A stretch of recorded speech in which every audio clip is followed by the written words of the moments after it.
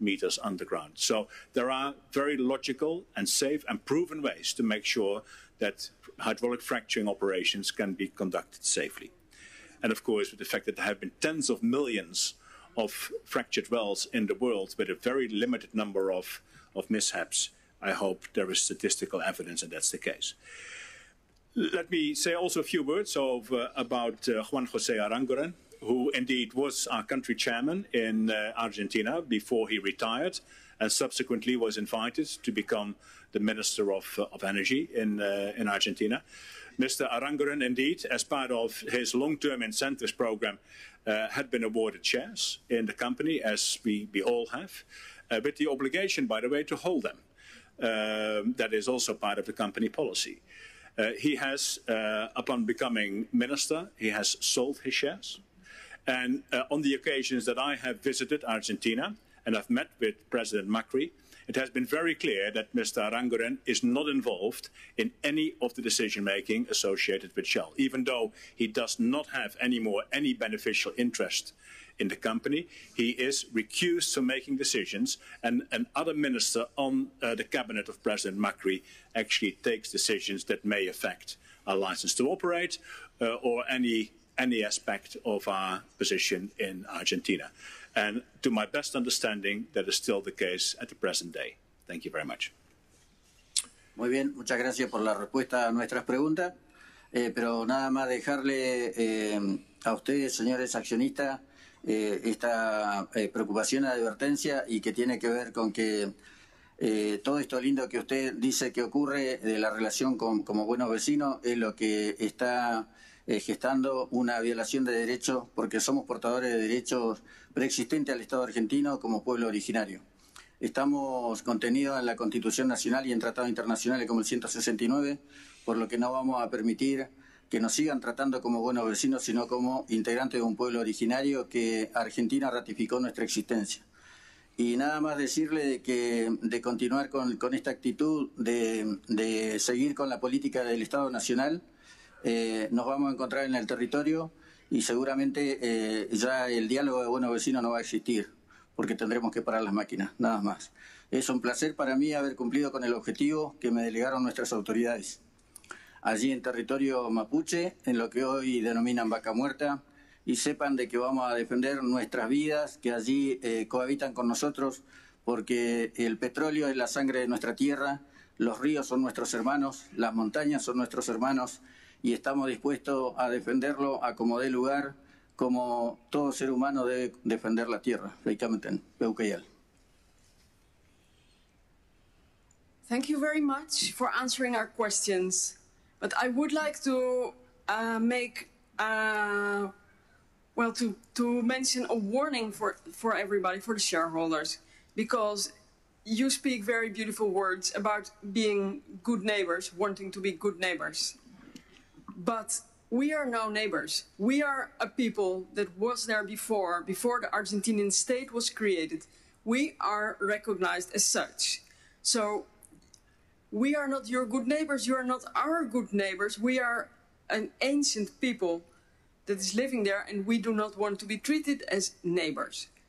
If your policy goes on the same way as it has gone before, you can be assured that we will stop the operating machines in the territory that is called by you Vaca Muerta.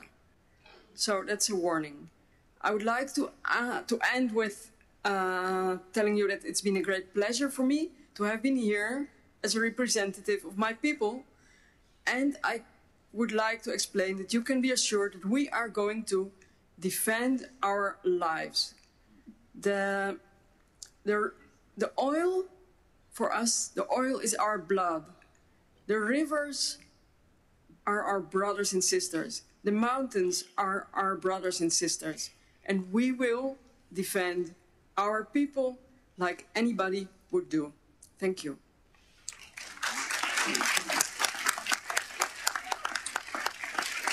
Thank you for your comments. Before we go to microphone number 2, we've allowed full time for everybody to make their statements, but it's running a bit long. It's about noon. There's long lines at both mics. So I'd really appreciate if you could be as direct as possible, and we'll try to be as direct as possible with our answers. Number 2. Thank you. Good afternoon, Chair and members of the board. It is afternoon now, I believe. My name's Susan Blackwell and I'm here as a proxy.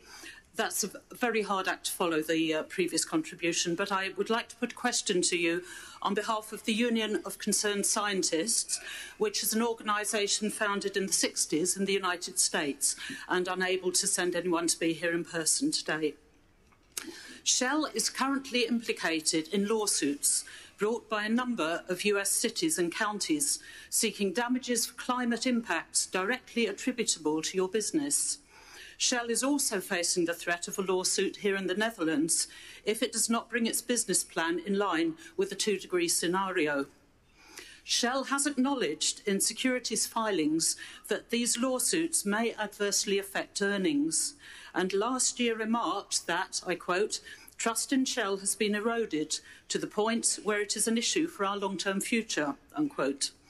Then just last month, dozens of internal documents were uncovered showing that Shell knew back in 1988, 30 years ago, that its business posed a major risk to the climate, and waiting to take action could not wait. But instead of heeding the advice of its own scientists, Shell continued to emphasise uncertainties in climate science. We are concerned to know what these lawsuits will mean for Shell's business, especially in the light of the newly discovered documents. How will the board communicate to shareholders the financial risks associated with your failure to align Shell's business model with the Paris climate goals? Thank you. Thank you for your question. Let me be extremely clear. Early on in the 1980s, there was knowledge broadly in the scientific community about the climate change. I know in my role in 1988 was the year I had my first full briefing on the subject in a different company. So absolutely, Shell was aware of that. We're starting to take actions. We're starting to pay attention to it. So the fact that we find documents that relate to that doesn't surprise me at all. We have a very rigorous process for evaluating any litigation. Take the proper provisions as described by the regulatory regime that we operate under. We review extensively with the audit committee of the board those cases and what provisions are being taken. I feel very comfortable that all the right procedures are being taken. They'll continue to be taken in the future. Thank you very much. Number one. Good afternoon. Armand Kersten, European Investors and VEB, Vereniging Effectenbezitters. I have two questions. I hope that I shall not surprise you. No, I'm sure I shall not surprise you on the content of my questions, but I hope to surprise you on the brevity of them. My first question is on the Paris Climate Accord, and the second is on payments to governments. On the Paris Climate Accord, VEB reiterates the attention it consistently asks for the confluence of disruptive trends. Our invitation that we've also posted on our website yesterday to Shell is to stop hesitating and stop underestimating the transition within the energy sector. And with that, we mean the speed at which the transition is actually taking place. Therefore, my simple question, the first one, will Shell commit to reducing the net carbon footprint to nil in 2030 instead of persisting in its hesitant ways? Second question is on payments to governments. Of course, I shall not broach the payments by Shell and Eni to Nigeria, it being sub judice. But what I would ask is twofold, and if I may, Mr. Chairman, through you to the head of the chairman of the audit committee and to the statutory auditor. First is, how specifically does the audit committee monitor and control the board on its payments to any foreign governments? And does it ascertain that there is a mechanism in place, and does it regularly check that will absolutely guarantee the establishment of all the ultimate beneficial recipients of any such payments? And to the statutory auditor, which concrete investigations and checks on payments to foreign governments are integrated in the audit? And there again, does such checks and investigations cover the area of whether there is a system in place that ensures establishing the identities of ultimate beneficial recipients of any such payments. Thank you very much. Thank you for your questions. Let me take the first one that I will refer to Yulene Go, the chair of our audit committee, and then Alistair, our external auditor, is here. If you could make yourself to a mic so you could respond to your part of the question. On the first piece, we have been very clear with our ambitions. I think they're very bold ambitions around climate change. We will, as we committed, every 5 years, we will relook at our ambitions based on what goes on with the Accord of Nations and other progress, technology, etc. So we will constantly update that as we go forward. Let's go to your second question, which is your payments to governments. Yulene, would you like to comment from an audit committee perspective, please? Sure. Thank you, Chairman. Thank you for that question. We have a very rigorous framework around which we make payments. That framework includes scrutiny around all the payments, including taxes. And we also have a framework around how we collect that data in order to produce the report. So rest assured that there is quite a robust, there's a very robust system around it, and the audit committee does give it supervision and purview over it. I think that is our external auditors who's coming forward to answer your question. Good afternoon, ladies and gentlemen. My name's Alistair Wilson. I have the privilege of being your external auditor. I can only echo what the chair of the audit committee, Yulene Go, has said. We have very robust processes over and audit procedures over payments made to all sorts of customers and governments as well. In our audit opinion, we opine specifically on the financial statements as a whole, so I don't want to hear single out any particular audit procedures that we follow with regard to particular payments that are made by Shell. So I don't think that would be appropriate. We've given our opinion on the financial statements in a whole, which we believe are true and fair. And as I said, it wouldn't be appropriate for me to comment on specific transactions in this forum. Thank you. Number two. Good afternoon, Chair. My name is Suneva Gatvik, and I am here by proxy. I'd like to ask a question about Shell's activities in Ogoniland, where the Ogoni people are still affected by Shell's past operations. Despite announcing withdrawal from Ogoniland in 1997, in part because of intense opposition from the Ogoni people, oil has continued to spill onto local communities' farmland and water systems. The Nigerian government has also pushed the company to withdraw from Ogoniland. Yet, Shell has decided that its contractors should continue to lay new pipeline through the area and has been involved in oil production in the area through third-party companies Robert Michael Limited and Bellamar Oil Productions Limited. Further, just last week, the leadership of the Movement for the Survival of the Ogoni People received a call from Shell informing them that oil exploration will resume in Ogoniland very soon. This is again despite strong resistance from local communities, given the company's involvement in significant human rights abuses and environmental degradation in the area. So would you please confirm the status of Shell's activities in Ogoniland, and can the board also confirm that Shell will actively complete cleaning up the environmental damages it had caused before becoming active in the area again? Thank you. Thank you very much. Ben, would you like to comment on the specifics, please? Thank you very much. We have indeed ceased operations in Ogoniland in the 90s when it was clear that we could not sustain operations anymore because of security and community unrest considerations. To the best of my knowledge, we have not been back in Ogoniland. There is, of course, still infrastructure in Ogoniland. As a matter of fact, there are still wells in Ogoniland that we have abandoned, which, to the best of our knowledge also, we know have been vandalized and tapped into. And indeed, that has caused further degradation of the environment. That's a tragedy. And we, of course, would like to do our part to make good what has been done there. We have therefore agreed, and when I say we, I mean Shell Petroleum Development Company in Nigeria, in which we are a minority shareholder, by the way. we have agreed to contribute $1 billion to the cleanup of Ongoniland under a program that was set up by the United Nations Environmental Program, and we are 100% committed to make that happen. It has been a difficult process. I'm sure that you are aware of the difficulties because there is no sort of effective capacity underground to do the cleanup, and we are not minded to just hand over $1 billion and see what happens to it. So we have been working for the last few years to make sure that there is actually a capability on the ground which can be overseen by government to make sure that this cleanup happens. And I'm very happy to note that this year we will be starting the cleanup operation under that organization called HYPREP. We have every intention to commit and to continue to commit our part of the funds to that operation, and we have, to the best of my knowledge, no intention, well, I know that we have no intention, but also no operations in Ongoniland.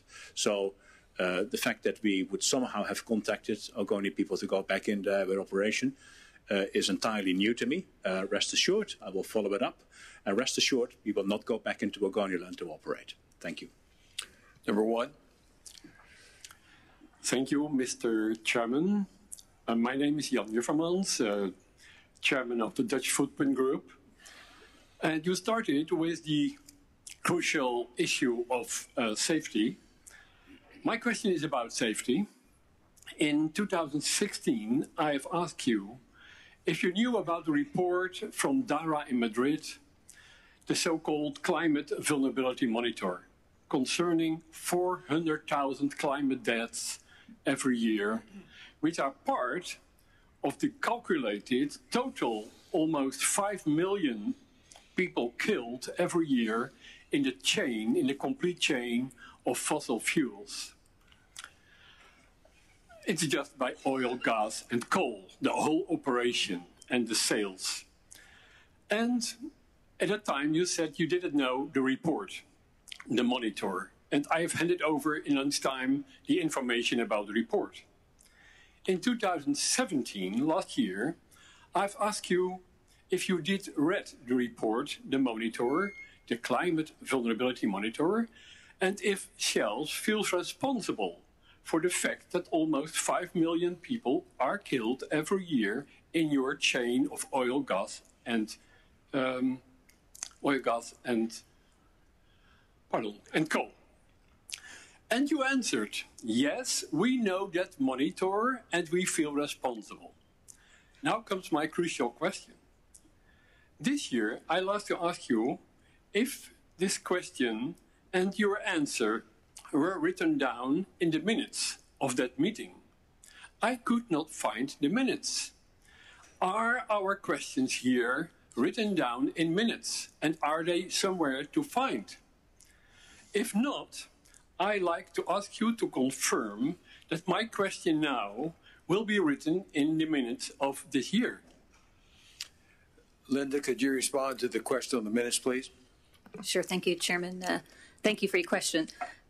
We take minutes, but not in the way, we don't offer them up to the public in the way that many Dutch companies do. So we don't, the minutes that we do aren't an official transcript. We do have transcripts, and if you request something of an extract where you have spoken, we will provide that. We do that because of for the privacy rights of the shareholders who ask questions here. So we do not publish our full transcript on our website. We do have the minutes that say the business of the meeting and the outcome. But why not in your program for transparency just publish what we are asking here from all over the world, what is happening at Shell, and to give that to the public, the open discussion about it. So please include it in the open space of our planet. So we do a webcast the entire meeting, so I think it's very public. We're not trying to in no way keep back from exposure. But thanks for your point. Your overall points you've made in previous years about the environment, I think we've taken bold steps forward, and that's what our shareholders should be asking for, is us taking concrete actions. I think the whole plan that our CEO has described is a major step in the industry, and we're proud of it. Number two. Hello. My name is Laurie van den Berg. I'm here by proxy. I work with milieudefensie, Friends of the Earth Netherlands. About 1.5 months ago, we sent you, the board of directors of Royal Dutch Shell, a letter to inform you that Shell intends to take legal action if Shell does not stop wrecking the climate. Milieudefensie believes that by continuing to undermine the global climate targets, Shell is breaching its duty of care as enshrined in Dutch law. Milieudefensie demands that Shell takes action to prevent further harm by aligning its business model with the goals of the Paris Agreement, by planning to phase out its oil and gas production activities, and by reducing its greenhouse gas emissions to 0 by 2050. If Shell fails to act on climate change, Milieudefensie will go to court, alongside thousands of co-plaintiffs. Shell has been given until next week on Wednesday, the 30th of May, to respond to our letter. My question is, can Milieudefensie expect to receive an official reply from Royal Dutch Shell? If so, when? And can you give us an indication of what the response will be? Thank you. We did receive your letter and have taken full note of it. The company will respond to your letter. Because it is potential litigation, this is not the time and place to talk about that, but we've taken full note and we'll give you a very fulsome response. Thank you for your comment. Number one.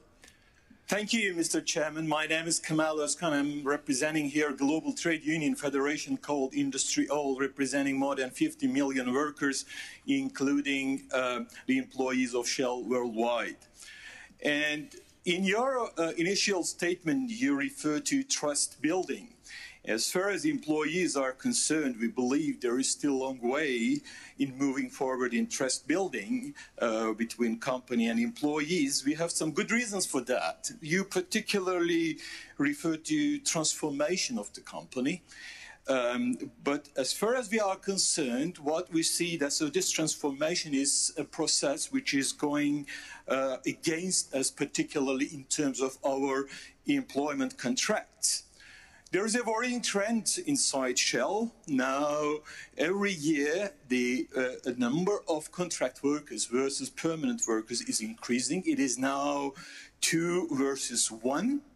And even in your reports, you openly admit that the contract workers do the most dangerous jobs.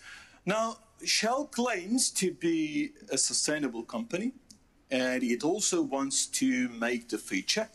However, all those contract workers have often no job security, and also we need to admit that there are no future.